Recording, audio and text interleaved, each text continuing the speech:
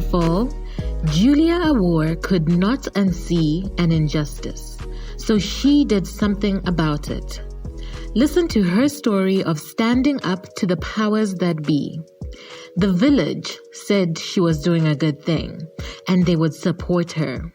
Instead, when it mattered most, the village did not fulfill their promise. You are listening to the Africana Woman Podcast. I am your host, Chulu.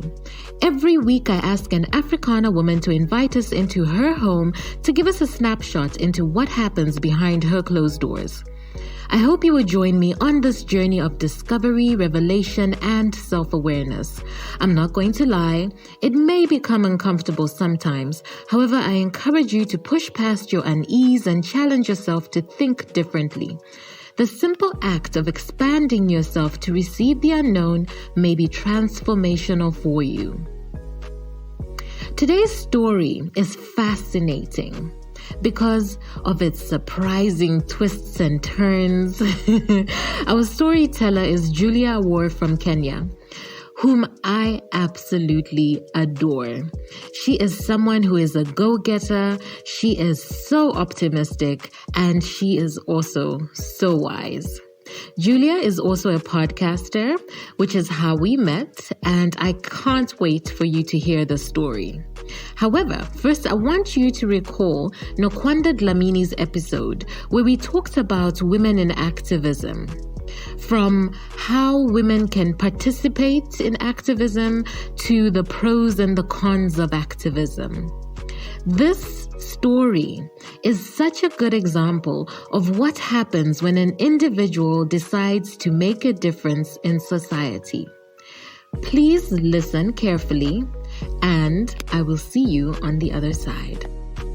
Juliah Awuor joins us from her beautiful country, Kenya, and her current most important role is being a mother of one of a very handsome young man, I must say. She is also a digital marketer and customer care professional. In 2020, Julia was bitten by the podcasting bug and is now the host of Just Being Real, Good Vibes Only by Juliah Awuor podcast. Having lost her job in 2019 at the worst moment of her life, she went on to rise up through it all. So Julia's ultimate goal is to become an inspiration to others and to live life to the fullest. I'm so excited to have her on the Africana Woman Podcast. Please help me welcome Julia. Thank you for joining us. Thank you so much. I'm so excited being here. Yeah, so thank you for having me. So Julia and I met online, and what I really love about her is that she's somebody that goes after what she wants. She doesn't wait for someone to say no, give her permission. She's just like, I think I like that. I think I want that. Yeah, let me go for it.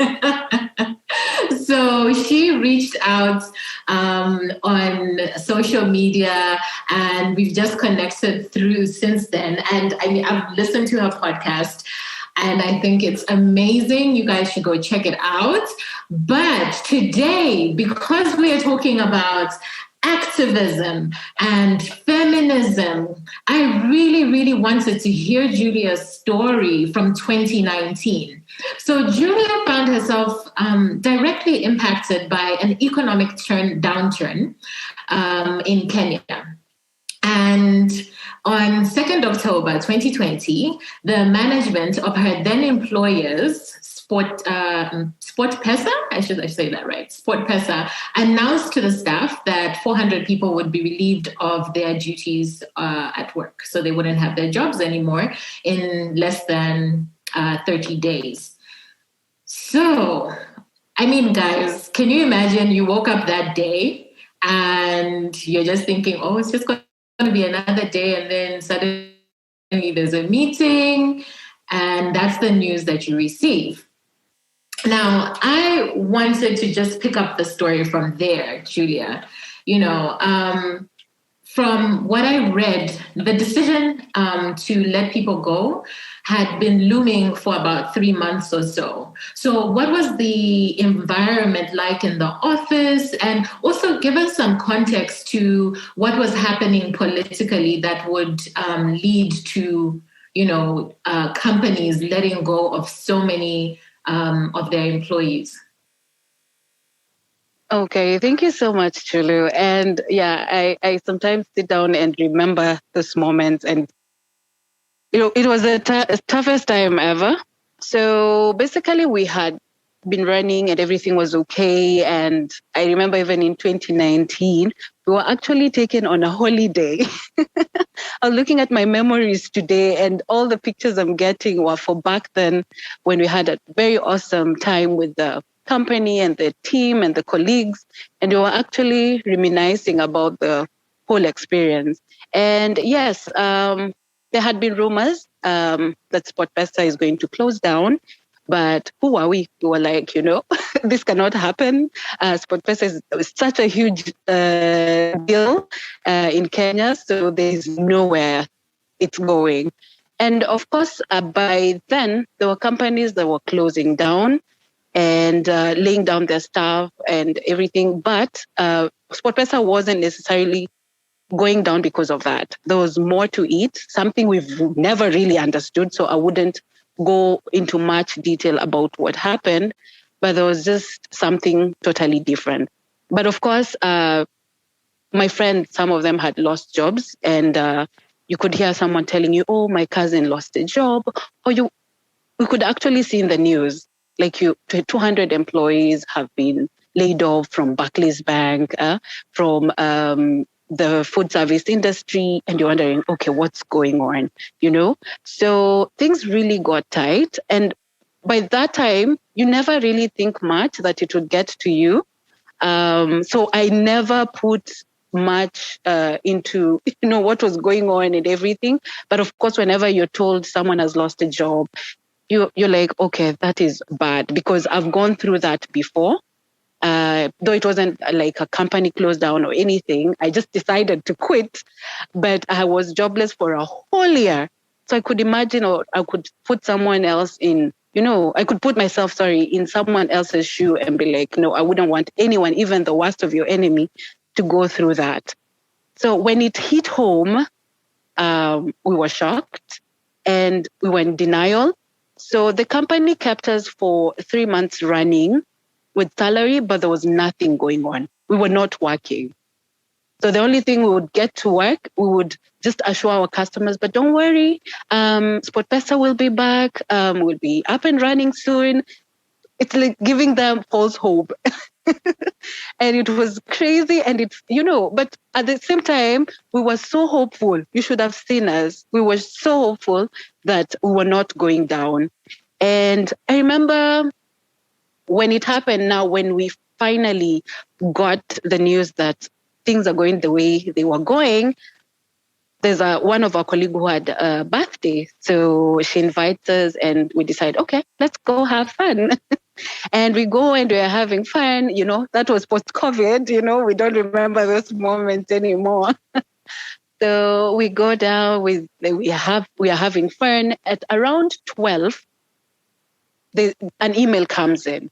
And I don't know what one of our colleagues was doing, but there was just someone looking at their emails at that time, and they decide to tell us, like, you know what, Julia, SportPesa is going down. And I remember everyone just went mute.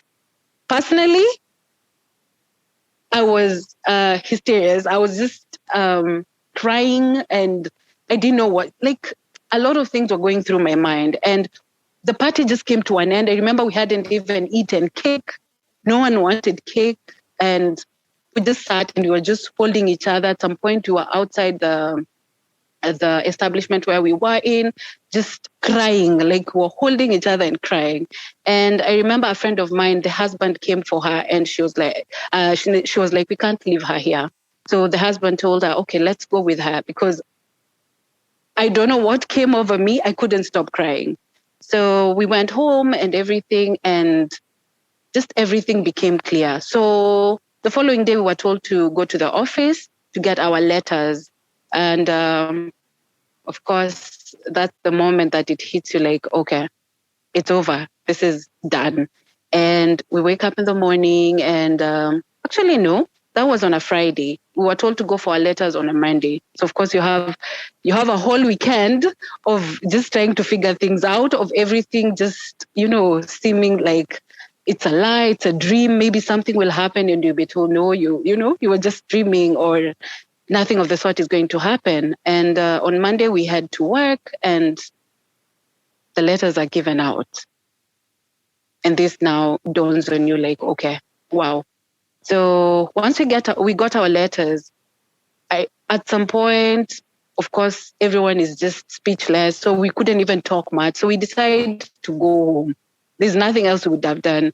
And then on our way home, I decided to record a video. I was feeling like it was so unfair. Julia, just before that, when did you have the meeting? Because I saw a recording of you having a meeting. There was like a crowded room, and then there was a gentleman, speaking to the crowd and, bearing that news. When was that? So that was on a Monday. Monday when you had to go and get the paper? Yes. Okay. So we actually went and we were briefed of what was going on. And then and now they told us, we can't keep you anymore here because, you've been coming to work and there's nothing going on, but we've been paying you. You understand? And that was so good of them, because anyone would have, just decided, okay, I'm done with you people and there's nothing I can do about it. You just have to go home. But they kept us for 3 months with full pay. That was just awesome. So when you were hysterical when you first heard the news. And, to paint the picture for everybody, you're a single mom. You are the primary provider for your son. And, we've got bills, you've got your nanny, you've got all these different things to think about. So, to hear that on Friday and then have to sleep with it Saturday, Sunday, then Monday, you're sitting in that room. What were you feeling at that moment? For me, it was the hardest time ever, because I don't know, at that point, I always felt like I've gone through worse situations. And at the moment, I got a job that was a bit stable, that was well paying, and everything was just running smoothly. And then, boom, it's all over. So I was questioning God and asking, why me? Why does it keep happening and everything?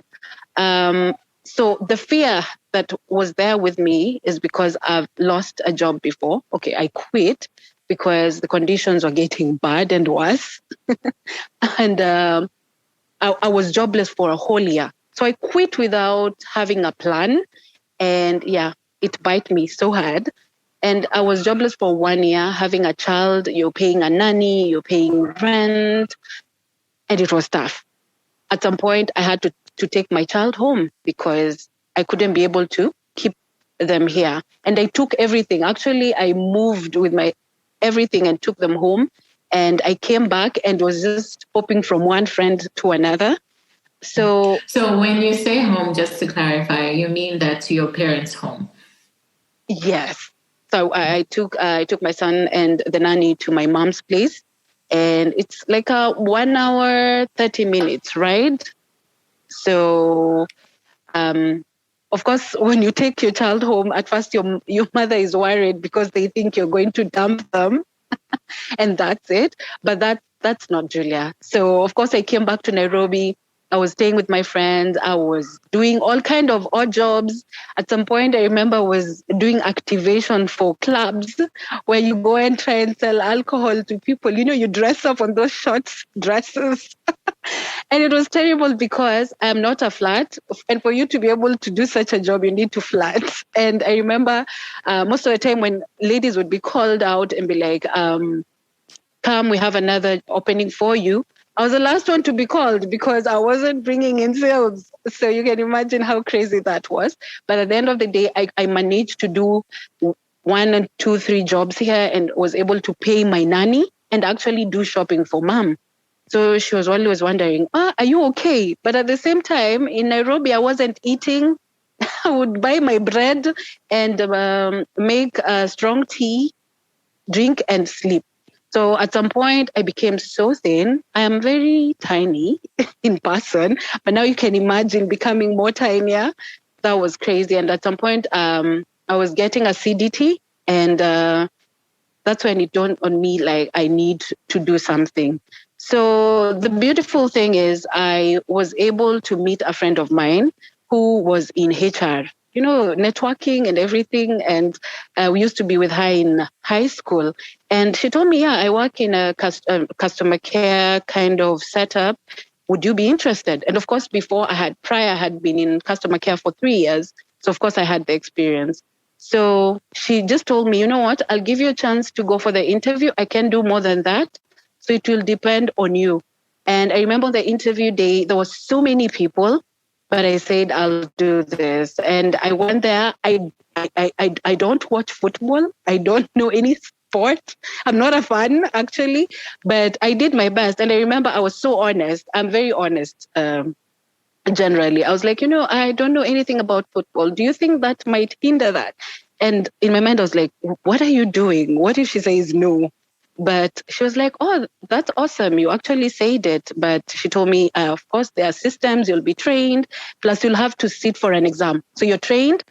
After you pass for the interview, you're trained. You sit for an exam and then you're absorbed, depending if you have passed. And of course, I was able to pass, and so many people never made it through. And it was such an amazing time for me. So, of course, now you've gotten a job and it's an amazing job and you're having fun. Remember, I was jobless. I had so many debts with people sometimes, and I had to take time to pay off these debts. And then all of a sudden, it's gone when I'm just starting to settle in. And I was like, why? So that was the hardest time for me. I hope I've answered your question. No, you have. I mean, yeah, you really have described that. So then you decided, so you received the information from management, and then were given a letter to say that by the end of the month you were being released. And then you decided with your workmates that, you're just going to go home for the day. So when you're walking away, you recorded a video. Now, as I understand it, you were sharing your frustrations with friends on a WhatsApp chat. And then one of your friends decided, it was a video, right, that you shared. And one of your friends decided to share it on Twitter. And then it went viral. So tell us about that. So, I remember we were walking home. I was with my same colleague friend we were with on the night of when we got the email. And I remember telling her, can we record a video? And she was like, no, I don't like videos and everything. I was like, fine. I was feeling frustrated. I was having the letter in my hand. And I don't know why I was still in denial. Like, this is just not right. Maybe they will recall us back or something. And then I thought of just doing a rant. And my rant was, when we did our elections and everything, and we had new leadership coming in, everything just was deteriorating day by day, other than life getting expensive, other than the business environment getting so harsh. So many people would not be able to thrive when it comes to business. Even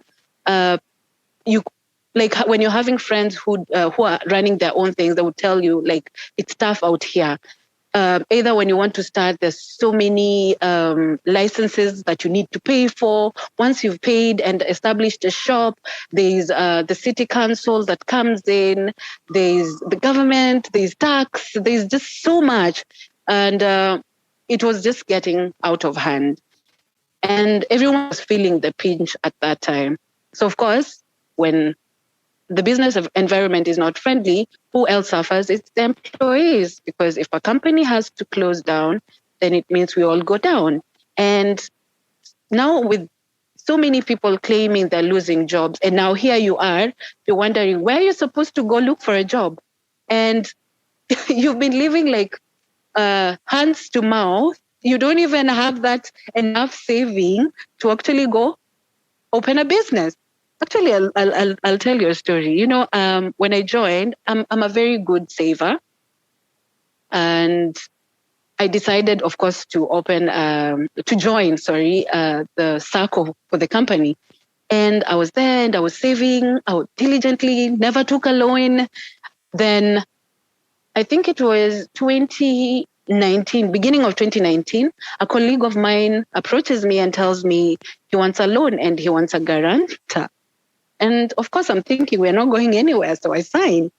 And in the process, in the midst of everything, he even topped up without even us being told. So I lost money through that. So I'm even wondering, I'm not even able to say I can start up something. I'm not in a position to. So where am I headed to? Am I going to stay again for a whole year just like that? Or what's going to happen next? So that was everything that was running in my mind. And now I'm putting myself into the shoes of everyone who's now lost a job. Of course, they are also worried as I am.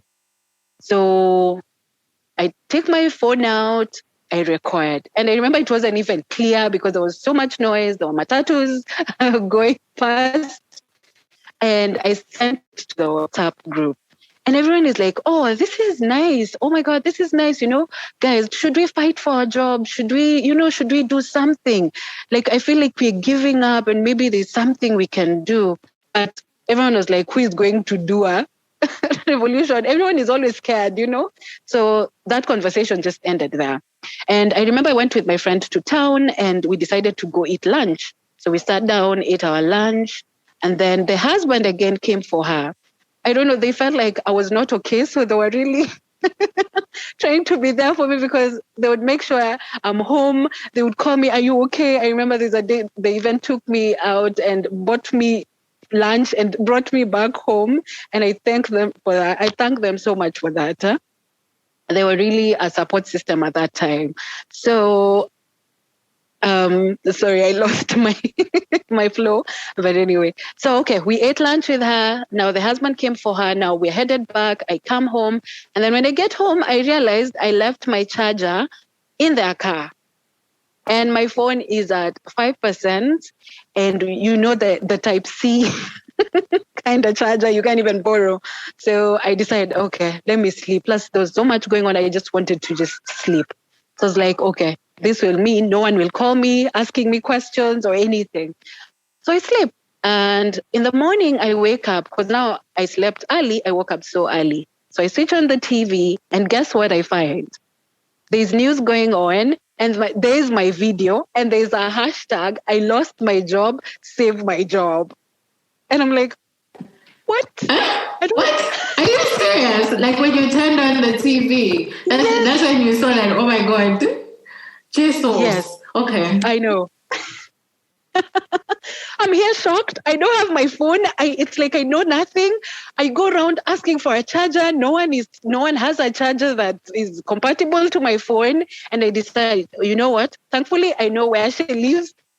I remember I didn't even take a shower. Let me be honest. I just dressed up, rushed out of the house, and I was in her house.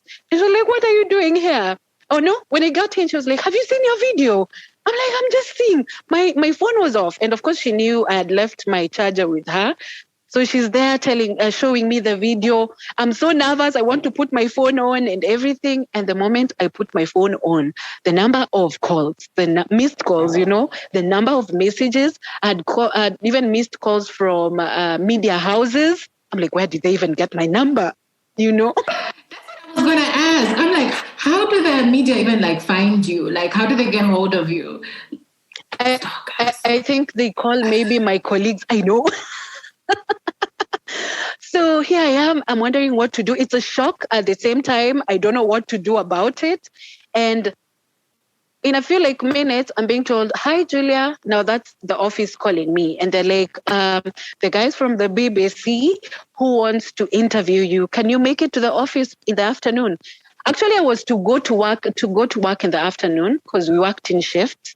But they were like, don't worry, today you don't have to join work. So just come, you'll do the interview and go home. We understand it's crazy. And I had to rush home again, take a shower, go to work. And I'm there, and I remember having cameras and microphone, and I'm wondering, oh God. So I do the interview, and then I go home.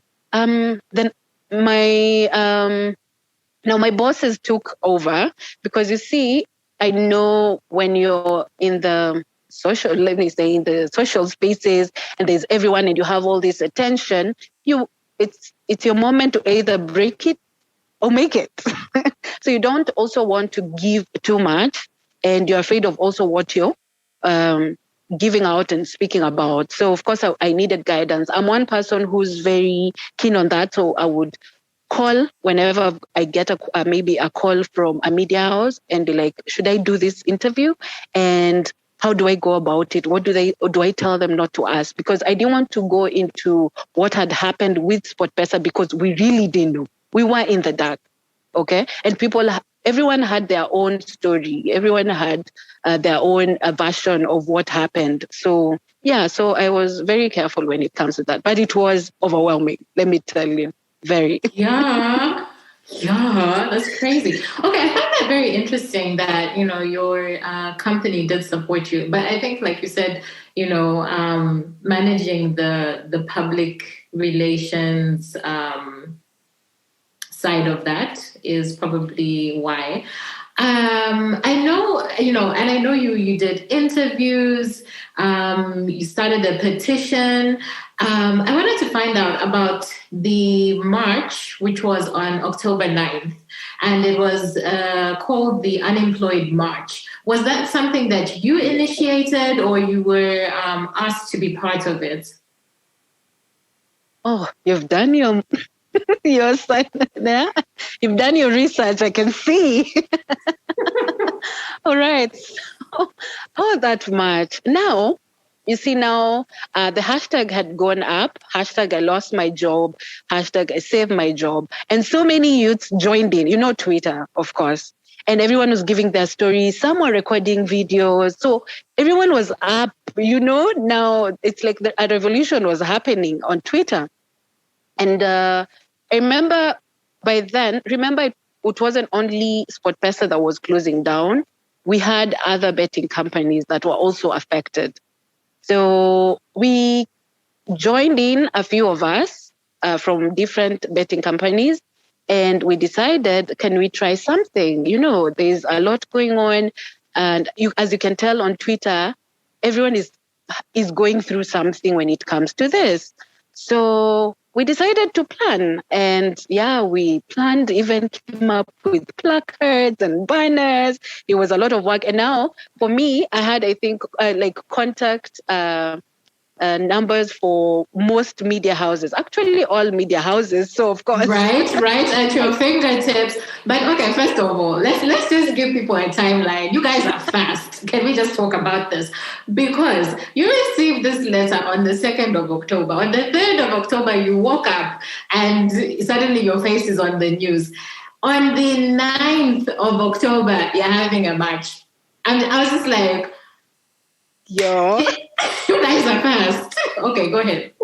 I guess it's just hitting the road while it's still hot or something, And then, at that time, you get calls from every corner. Your phone is always buzzing. Sometimes you even get worried, like, okay, you might get into trouble. Actually, I remember I used to get even calls and messages on my DM from guys and Kenyans from the US, and they're like encouraging me, like, whatever you're doing is amazing, keep doing it.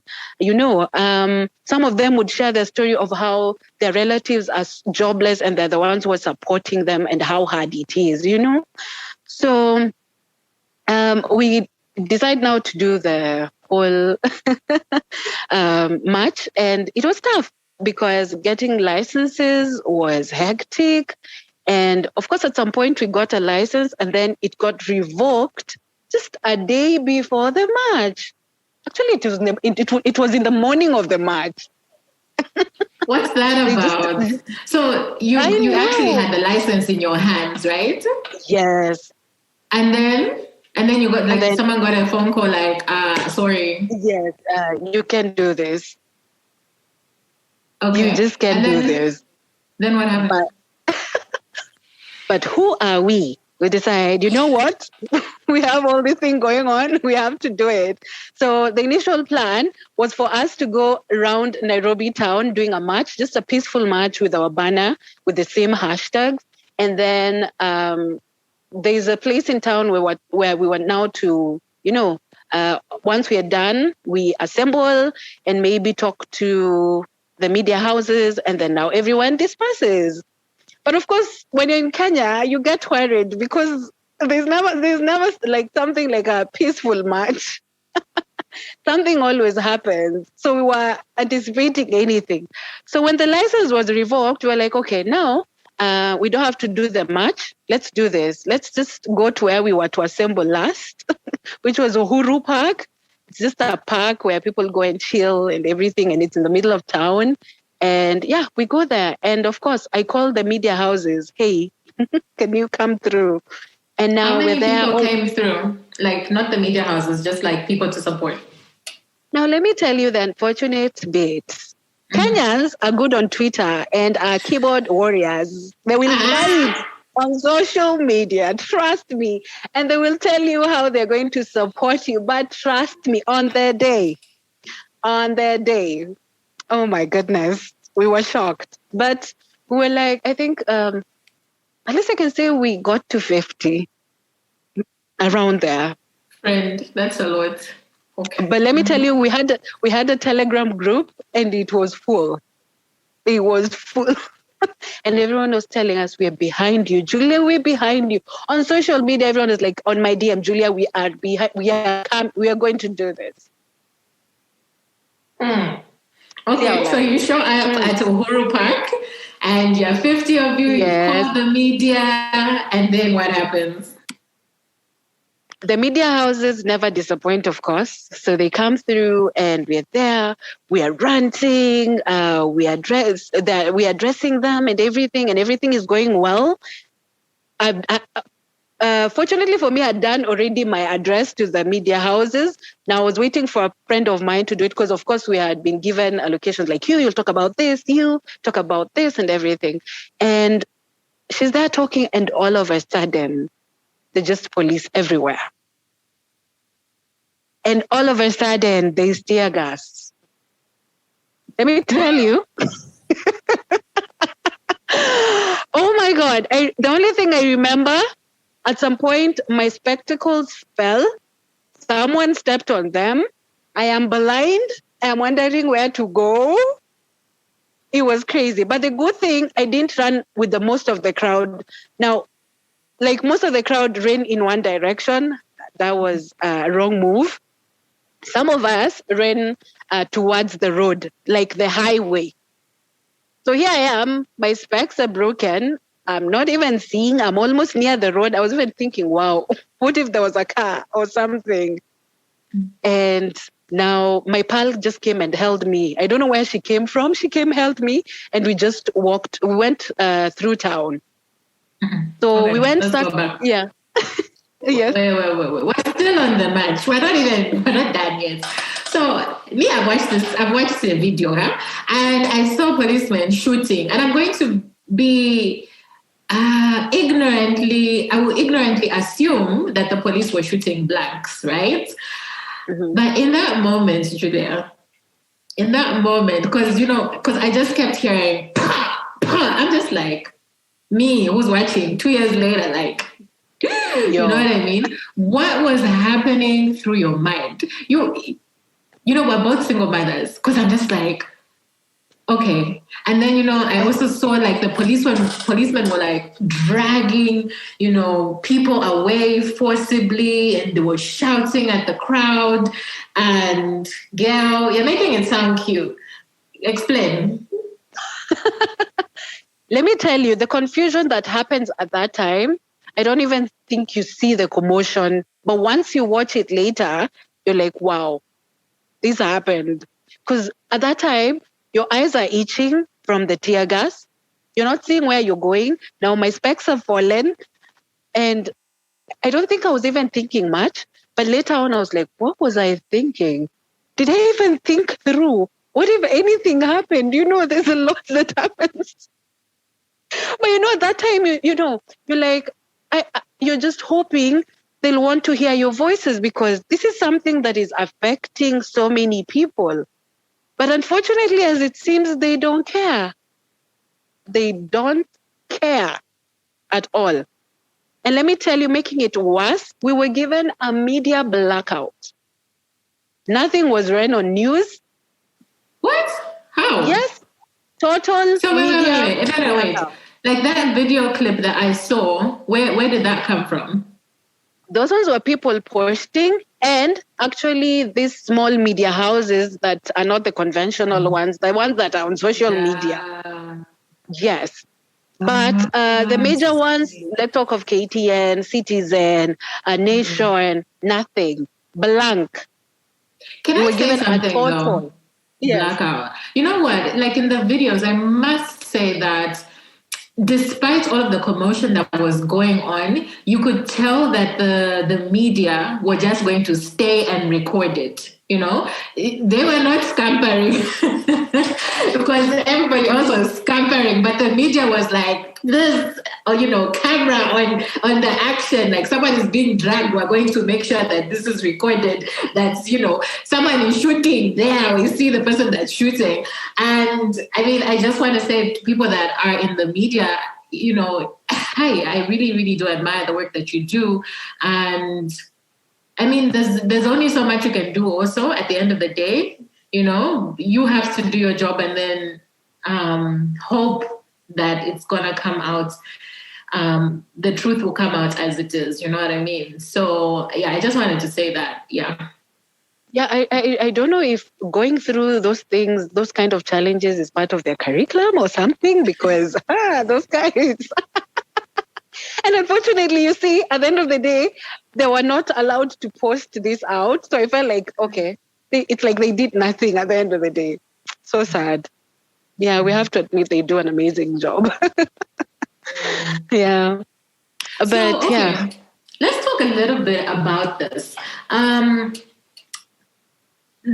friend of mine who I also interviewed, and she was talking about the same topic, Nokwanda, says that there's a lot of people that are fence sitters, right? So people who don't actually do anything, people, like you said, they didn't show up. They were like, oh, we got you, girl. And then when it comes to the actual thing, people don't actually show up. But for you, what made you show up? What made you say that despite, I'm the only caregiver of my child, I'm the one that's paying all his bills,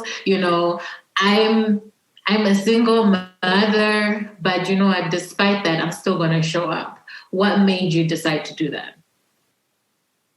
So for me, at first when I was doing the initial video, of course, I didn't think much. I was talking about myself and putting myself out there in the shoe of those who are going through the same predicament and everything. And when now this opportunity of doing a march came up, I was like, yeah, I think it's time of us not just doing complaints on social media or just doing videos or just writing down our events online. I think this is a good opportunity to just speak out so that we see that something will happen at the end of the day. Or maybe the youths out there, as much as they did not come, maybe they can see actually the repercussions of the people they get to elect and give this seat. And I don't know if it really sinks in, because I really don't think so, the way I'm seeing things happening now. And it is a sad affair. But I think for me, I took it as a chance to just represent and be a voice to those who cannot. Because you see, not everyone can come out and say, you know what, I don't have a job, save my job or do this and everything. But this had given me an opportunity, so why not? So, and maybe expecting change in a way, though I wasn't so hopeful, but maybe someone internationally will see it and maybe just something will happen, just being hopeful at the end of the day. So that's the reason why I did it. But at the same time, you're always like, wow, what if something happened to me? what about my son now? Of course, that also crosses your mind. Yeah. So from this entire experience, what have been your takeaways? So my takeaway is, I think sometimes we get comfortable. Like, for example, for us, we thought SportPesa was at this level and nothing's going to happen. We get comfortable a lot, but I've gotten to a point where I'm no longer comfortable. It's like I'm always ready for anything, in terms of how you do your things, in terms of how you network and learning skills, because look at it this way.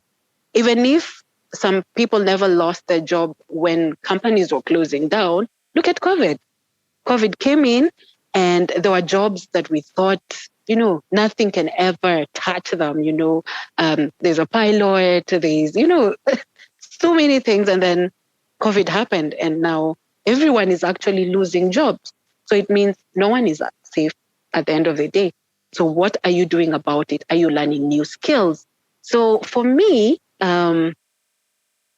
I was a very shy person. I was never a talkative person. So for my classmates or people I went to school with in primary and high school know me. And when they saw my video, they're like, no, this is not you.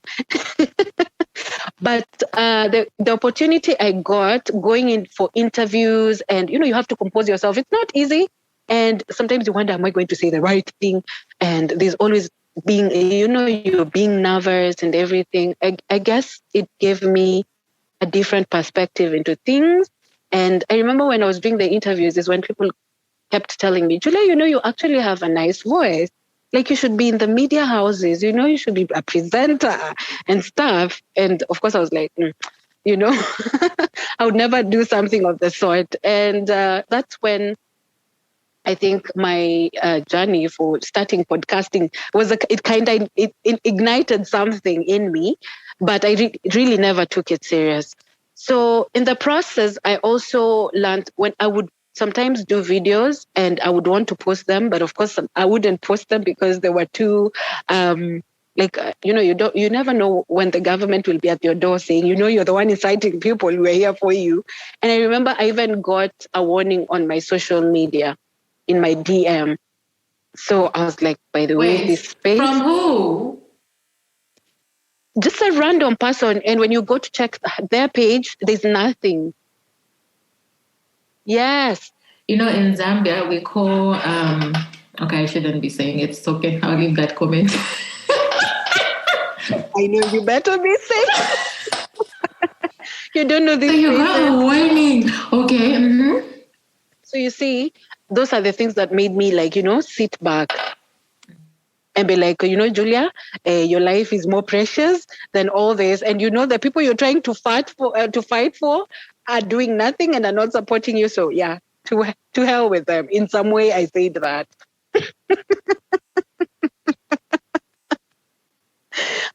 I was like, no, I can't do this anymore. And I have a child I have to fend for. So, we're not doing this.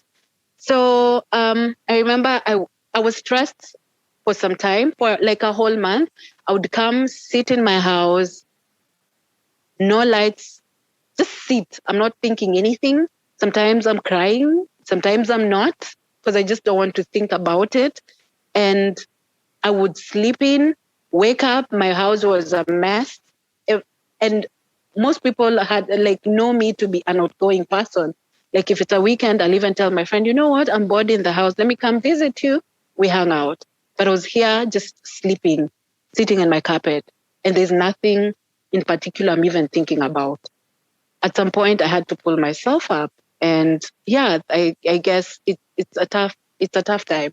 It is a tough time. But I wish Kenyans would support on the ground as they do on social media. There's a lot that we can do together that we can fight for. Yeah. And it would better our lives, but we don't do that. But tell me about, because I know Black Twitter isn't positive all the time. You've got those people who are going to be against you and all of that kind of stuff. What was your experience like? Oh my goodness. Let me tell you, that's even the time you also get to know your friends also. But from social media, the people who are bashing, or because unfortunately I didn't like the point where the media houses would insist on a single mother. I sometimes hate that term. And unfortunately on the video it came out, but they were insisting on that part, single mother. And some people would be like, do you know how many single mothers are out here and are thriving, and they're doing their own things? Why don't you start a business? That was another angle people are coming out with. And I was like, you know what? People forget, if I start a business, I'll hire people, right? So what if we all decide we're all doing our own businesses? Which is not something that is not possible. It's okay if you have an idea and you have a passion for something and you're able to run a business, but do not judge other people who are employed, the people who are thriving in employment, because they're good in that space. So we should never judge that, oh, you see your friends have a business, you don't have anything going on for you. Circumstances are different. You walk in different shoes. Yeah. So I would get that. And I remember there was a group I was in, and a lady came and told me that, you know what, Julia, you should think business. And sitting down, I'm like, okay, she sells bags and she does it online at the comfort of her home. And she has a husband who is paying her rent and everything else. So you can't compare my situation to her. And her coming out and telling me that, I felt like it was so insensitive in some way. But what do you do? I think sometimes you just have to develop a thick skin, but you feel it. And it's okay. Sometimes people will tell you things and they will hurt. But the problem comes in when you keep persisting on thinking about what they say instead of now forging on and doing your best and just, moving on. So I got really crazy remarks. And at some point I had to just never read the comment. Yeah, because it was too much. Yeah. Fortunately, I must share with the audience, your story did turn for the better, and you are now employed and your son is thriving. I love seeing his pictures. So I think just to round off this conversation, I would love to hear from you. What would you say to women who have experienced an injustice, but they are afraid to speak up or do anything about it? Okay. So I always believe in the power of speaking. And I think even with the birth of my podcast, it was like an avenue for me to, vent, to talk. And I think it's very important because so many people are going through difficult times and are just locked up somewhere. And, that can eat you up. And that's why most people are ending up into depression, and a lot of things are just going on. And I think another thing is when you're alone and you're thinking there's no one I can fall back to, sometimes you also get desperate. And that's how sometimes you'll find women, because I remember one of the comments was like, go get married, get a husband who will take care of you. Yeah. And I was like, yeah, that's the only solution people can think of, but always what I tell people is not to give up. And that's why, and I started the podcast to just share my story and other people's story to see that we all go through stuff. We have all the ups and downs, because I've seen a lot of people right now, even the young people, getting anxiety and near depression because they have pressure to be successful as a 50-year-old who has had, a 30-year career and built themselves, and they don't realize there was much more behind. If he came out and gave out his story, you'll know there's more to it, So they want to do shortcuts. They want to do easy way of getting money, which is totally wrong. So for me, I would say it's just pushing on and being level-headed. So for me, I'll say what happened is I'm a very vocal person. I'm a very friendly person. So I network a lot. So in the process, I got a call and someone told me, Julia, there's an opportunity, but it's only for a month. And you're going to be a reliever, a receptionist reliever. I've never been a receptionist. And of course, receptionist is one of those roles you're like, it's for those people who haven't gone to school, That's the kind of mentality always people have. And sometimes you'll see even how people interact and treat a receptionist, and it's saddening, So I was like, okay, wow. And then again, my worry was, so you want me to go for a month, get money for a month, and then come back home and sit again and start looking? Would I take this job? And I remember when I was calling my friends around, some were like, if you go there and you got called for an interview, you won't even be able to get a permission to go. That's very crazy. So I don't know. So at some point I was just thinking a lot, but I decided, you know what? It's better than just getting stressed in the house. So let me go. And with me, whenever I get an opportunity, I do my best. So you see, like the way you always given a role and you have your JD. So this is what you're supposed to do. It's all written. I really don't stick to those. And I also try and check. Now, this is the opportunity I've been given. Is there a better way or approach that would make my work much easier? So I gave them suggestions that really worked. And I remember I could get to work by 7 a.m. I'm supposed to report by 7:30, but I was there by 7 a.m. And every time my boss would get in, she would find me there. Sometimes she would ask, I always feel like you sleep here because she comes early. And I think those are the things that stood out. And I remember when I got in, I work in an ice cream company, and I noticed, wow, I love this product. And of course, I was using the product before I came in, but they're not doing much to create awareness out there. So that's one of the comments I gave out. And I will tell you this for a fact. That's 2020. I moved 3 positions from receptionist to customer care to digital marketer. And I have learned a lot. And then I don't want to talk much because it's my current job, But let me tell you, if you ask me, there are things they would ask me, like, Julia, can you do this? And clearly I know I can't. But the power of social media, we've been given all the documentations and research on Google. Julia would go there, do her best research, and trust me, everything I put out there has worked for me positively. And I thank God for that. So that's why I said, as much as things happen, let's learn new things. Let's learn new skills so that when you lose one, you just switch and, move to something else. I think it's important. So I thank God for that. And we are pushing on. And of course, my podcast, how do I forget? So my podcast was born out of now me moving from being a reception to customer care. That was a miracle for me. You know why? Because they had told me they don't have any opening, but because they've seen my work, in case something comes up, they'll call me up. So I'd gotten done, I'd finished my 1 month, I had handed over, and then someone decided to quit. And that's how I got that role. So for me, it was a miracle.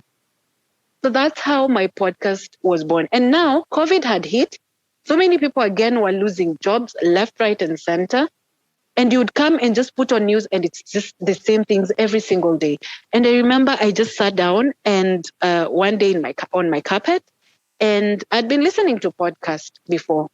And I just, the way digital works, whenever you do, maybe you listen to podcasts and everything, they'll bring in adverts surrounding that. So they'll bring you adverts of, do you want to record a podcast or something? Use this app. So there's a day I just decided to download an app, and that day I decided to try it out. So I put in my earphones. I actually used earphones. I vented and I vented. Then I came out and said, I believe things happen for a reason. Personally, I don't believe what's going on in my life, but, I want to tell everyone who's going through the same predicament that I went through that it is possible to rise up. And I remember I put it out there. I stayed with it for 1 or 2 weeks without posting. And then I decided to post. And it got over 100 plays. I was like, okay. And everyone was telling me, Julia, you know what? You have an amazing voice. You should continue, And I loved that support. And that's how it was born. So it turned 1 year last month. So yeah, to 1 year. Lovely. Excellent. Okay, there's so much that I've taken from this conversation. I mean, like you said, people thrive in different ways. There's some people that are absolutely fine with being, entrepreneurs and the boss, but then not everyone can be the boss. There are people that have to be the employees, otherwise they won't have a company, and to invalidate people's experiences just because, they're not, they don't thrive as the leaders of companies is quite wrong. And I mean, I must say this to people that have, okay, let me put it this way. I think that, as women, we need to be able to stand up for ourselves. Your experience is you are literally taking on the government, but we're not saying take on the government. You don't necessarily have to do that. You were thrown into it. You didn't even choose it, first of all. You just woke up and found that, that had happened. But I think as women, we really need to be able to stand up in our own sphere of influence, in our own spaces. So even if it's your family, are you able to have a voice and voice what your needs are? If it's your workspace, if something is wrong and something isn't right for you, are you able to speak up about it? Whatever spaces you find yourself in, you should be able to say to speak up and say, this is wrong. At the same time, guys, show up. If we can start small, maybe when Julia calls for us to come for the big thing, it will end up going. But start small. Support the people that you see that they need that support. Oh gosh, I was just watching this movie yesterday, and this guy was telling another guy. He said that when you don't do something, but you've seen that something is wrong, you're just as guilty as the people that did it, that have caused the wrong. So I think it's so important that we begin to learn to light up that activism within us, whether it's you speaking up for yourself or whether it's supporting somebody that you can clearly see needs the support. Okay, that's my little rant for today. Actually, you said something. I remember when I got into the current job that I have, the first thing I would get was negative energy. And I remember everyone was telling me, you know what? Here, no one, gets promoted. Nothing happens. Like, people just give up. And, we have this tendency of sometimes we get into a space and we get that negative energy and we let it now, get into us, and we are the same people. We move in the same direction. Oh, it's like this. Oh, we move like this. But look at it. I moved 3 positions. I know. Everyone keeps asking me, okay, which God did you pray to so that I go face that mountain? The position that I was given was a position that wasn't there. It was created. So anything is possible. That's what I wanted to say. Yeah, and I think what you've spoken about is also working in excellence. Because some people go into spaces and they're just like, I'm just going to do the bare minimum, and then wait for that paycheck at the end of the month. But you decided that no, I'm going to work in excellence. Like, yes, I'm going to be a receptionist, but I'll be the best receptionist there ever is. And even customers would call in and say, you know what? I talked to a lady and she was nice to me. Such things matter and go a long way. Mm-hmm. Yes. So I agree. They do. And it's actually really funny because I studied abroad, and when I came back to Zambia, the first job that I got was a receptionist. And you can imagine, like, I've got a whole degree which is from another country, all of this nonsense prestige and all of that, and then I come and start as a receptionist. You know, you got to do what you got to do, but then make the best of the situation and then rise up. Yes.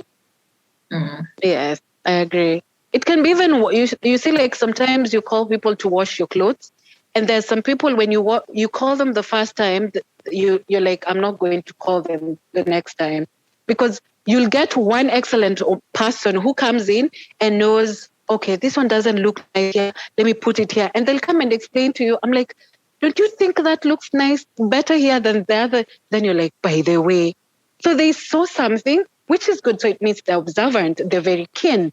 And trust me, you never know. You might be washing clothes to have a HOD of somewhere or something, or a boss for, or someone running a certain company, and they pick that out, and they're like, you know what, this person can do great. I've seen people who do what are they called, like the tea lady, doing their best and getting promoted out of that because of what they do. So just don't give the bare minimum. Doesn't work like that. All righty. Thank you, Julia. This has been amazing. So in the Africana women community, we have a little saying that goes, know your roots, grow your purpose. So I've got some questions for you, and I'd love for you to answer them however you'd like. So are you ready? I am ready. Okay. So question number 1, what are you rooted to? Okay. So for me, say I'm rooted, I have 4 things that I look at that are very important. And is being intentional in anything that you do. I think this has been repeated in your in your space, but that's always something that stands out for me. Then there's communication. So I'll always communicate. If someone comes out to me and I'm feeling like, you know what, you're crowding my space, or you're doing this and this, or you're making my space not comfortable to work in, I'll let you know. Another thing is being courageous. Always be courageous, because I've gotten people asking me, like, Julia, I feel like, where do you get your confidence? And I've noticed people think that you're always confident all through and through. But do you know, every other person always has that nervous episode before doing something. Everyone is always scared. How is this going to happen? But it all depends on what you put out there. And it's okay to accept that there's failure and there's the up. There's the ups, you know. So appreciate both at the end of the day, and anticipate anything can happen, but forge on, even if things get messed up along the way. And the last thing that I always focus on is networking. Anywhere I go, I try to network as much as possible. So when I heard your story, I of course, I went and stalked on social media and decided, okay, let me reach out. And I was like, you know what? This will be like those people who will, decide and come and say, oh, thank you, and just decide I'm not going to even chat her up. But you did. You see, I took the chance. If I did not, because I was afraid you will not reply, this would not have been possible. So those are the things I I look up to. Oh, goodness. Okay, I was having a little laugh to myself. But anyway, what are your favorite ways to nourish your mind, your body, and your soul? So for me, I guess podcasting is now in my system, and I look for good vibes kind of podcasts that I listen to in the morning and I'm all pumped up, And thank you for being in this space, because now I've met amazing women who are doing amazing podcasts, and I'm loving it. And do you know, sometimes when you get new podcasts and you see you have a couple of episodes to listen to, and you're like, yeah, I still have time. Yeah, that's what I'm doing right now. I'm loving it. So that's one of the things that I just get lost into. Actually, when I'm taking a shower, I have my Bluetooth speaker with me. listening to a podcast. I know. And now music, Me of too. course. Music. Oh my gosh. So it's amazing. And then now music as well. And then once in a while, I take myself out. I love sampling different hotels. Just take myself out, sit down, sip a glass of wine, have nice dinner. And sometimes it's taken wrongly because now Julia is single because people think I'm Miss Independent or you know, I've got all this money. But I think when you're working, it's best to just reward yourself. And you're telling your body, thank you. You've been doing the most for the whole month. Have a treat. So those are the things that I do. Do you know what? We in Africana women, we call that be your own bae. So don't let anybody judge you. Like you have decided that you're going to take yourself out. Why? Because you're on your own bae. It's fine. Yes. Oh, yes. Oh, yes. Yeah. So basically that's it. Yeah. And then do you have a weakness that has now become a superpower? I overthink sometimes.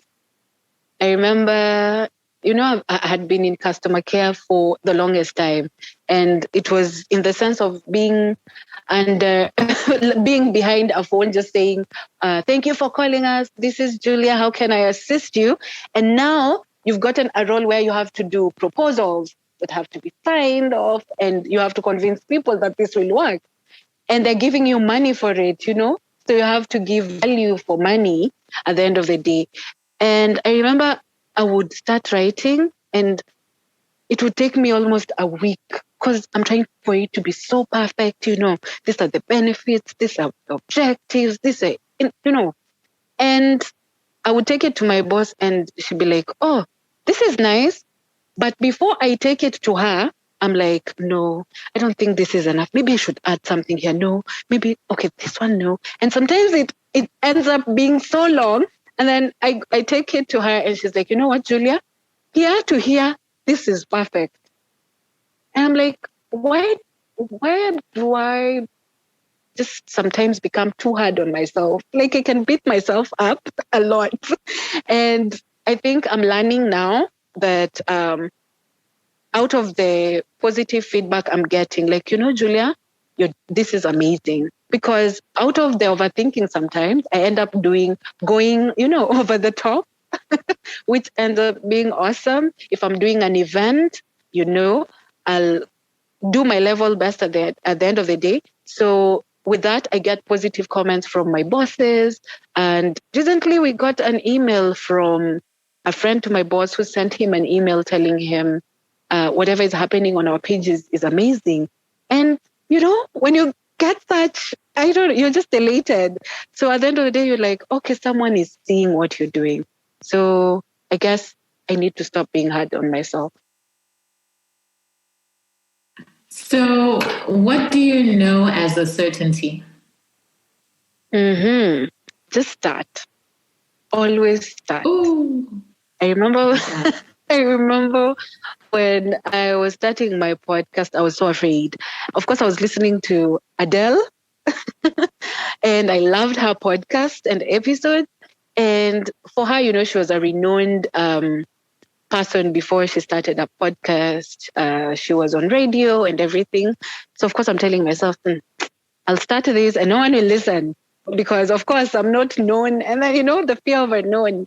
And what am I going to talk about? Am I, what else will I share? Will people enjoy whatever episodes I put out? You ask yourselves too many questions. And I remember, I think I paused for almost 4 weeks without putting up a content. And I could get my friends calling me, Julia, what is your problem? Can you put up when is the next podcast? If you don't have content, interview me. I'm like, okay, fine. I'll do it. So all I believe in is always start. You never know. My podcast is not earning, like I'm not getting anything out of it right now, but I enjoy it. It's my space. It's my space where I get to listen to other people's stories. It's my space where I get to vent. it's just amazing. So that's all that matters. And I enjoy doing the episodes, editing them, and I know every other day I'm learning something new. Yesterday I didn't know this. Today I have learned something new. There's another app that can put this music. So of course, content creation is not easy. Sometimes you'll have to pull it out from here, put it here, add something, bring it back. But you learn patience at the end of the day. Sometimes, you do content, you delete by mistake. So it's a learning experience and I love it. So always start. Don't just risk it all. And if you fail, change course and try something else. There's always something.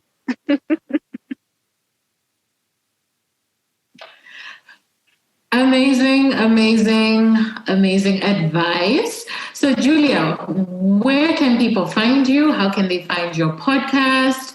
And, what can we expect from you? I don't know, going forward. All right. So I'll start with the social media handles. So on Instagram, at Juliah Awuor 1. On Facebook, I have a page which is Juliah Awuor 1, but also my personal page, Awuor Ayako. And then on Twitter, it's Juliah Awuor 1. Of course, I know Chulu is going to share in case someone misses out.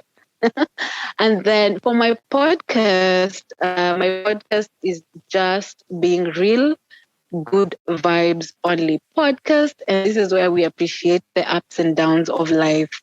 Because I believe if at all I never went through the things I went through, like even going through single motherhood and everything and thriving, then I wouldn't be here. I wouldn't be pushing myself to this level. So it's important as much as you get to fail, because most people focus on the failing bit and forget the nitty-gritties, the positives that come out of it. It's important to identify them and celebrate them every single day. So my podcast can be found on Castbox, Spotify, can be found on Google Podcasts, name them. Jam it, yes. You know what? It has been lovely to listen to your story. And I know we still have some other stories that we can talk about later, but a lot. I'm just very grateful that you took the time to come and be on the podcast. And I know we're going to be seeing a lot more of you. So I'm very excited. Thank you so much. Of course. And you had asked about the future. Yeah, more things are coming when it comes to podcasting. And now we have Chulu and amazing women in Africa who are podcasting. I'm learning a lot, especially to listening to all their platforms and everything. Oh, my goodness. I just really appreciate it. Yes. So, yeah, watch this space. I like it. Okay. Kwena, the village. Yeah? Sure, you are keyboard warriors, busy standing online, and yet when it comes to taking action, you are nowhere to be seen. Nokwanda talked about fence sitters taking a side. Well, from this story, I have to add that keyboard warriors should come out from behind their screens and join the action. You are needed on these streets. Please stop letting a few brave people be martyrs for something that is going to benefit you all. For the women who are standing up for what they believe in, please do not lose heart. I know that it's hard, and I hope that more people will stand beside you in your fight. I really do believe the ocean started with one drop. You may not see the true impact of the work you are doing in your lifetime, but the ripple effect will stretch through generations. Please find Julia on social media at Juliah Awuor 1. Tell her you heard her on the Africana Woman podcast.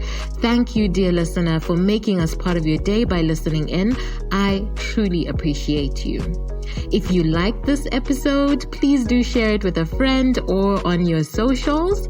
And you can find me on Instagram at Chulu by Design. Say hello. I always respond. Until next week, I want you to remember, know your roots, grow your purpose. This has been a production of Ulendo Creative Media. You can find out more about their services on www.ulendocreative.com.